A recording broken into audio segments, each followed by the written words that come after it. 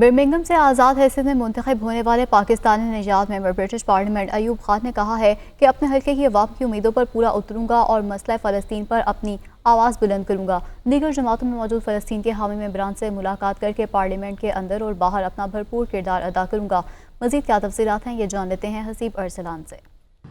جی بالکل، حالیہ الیکشن میں جہاں کنزرویٹو پارٹی کو شکست کا سامنا کرنا پڑا، وہیں لیبر پارٹی کو بھی اپنی کچھ ایسی سیٹوں سے ہاتھ دھونے پڑے جو کہ لیبر پارٹی کی پچھلے کئی سالوں سے جو ہے سیف سیٹیں تصور کی جاتی تھیں۔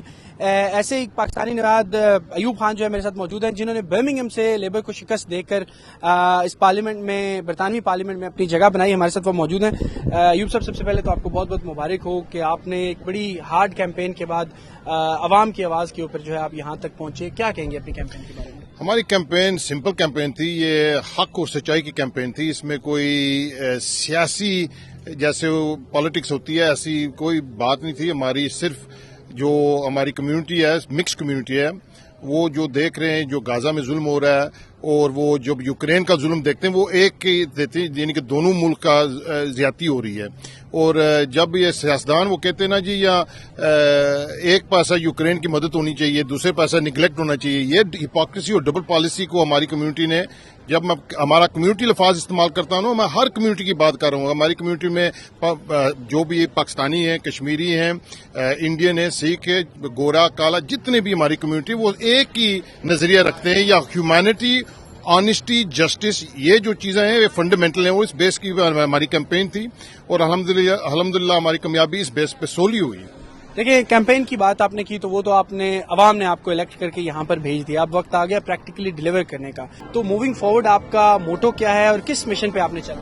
ہمارا مشن اسٹریٹ فارورڈ ہے۔ جو انٹرنیشنل سطح پہ جو ہمارا مشن یہ ہے، یا جو ظلم ہو رہا ہے فلسطین کے اندر وہ سیز فائر ہونا چاہیے، عام امبارگو ہونے چاہیے۔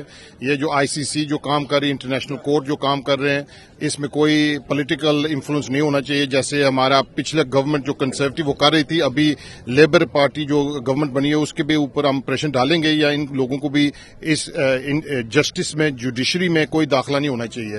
اور ہم نے آلریڈی جیرمی کوربن اور ہمارے جو 3 اور انڈیپینڈنٹ کینڈیڈیٹ ان کے ساتھ ہم نے جوائنٹ لیٹر ایشو کیا ہے، جس میں جو ہمارے مثال ہیں غزہ کے سطح پہ ہم نے آلریڈی ان کو فارم جو مسٹر لیمی کو ہم نے بھیج دیا ہے۔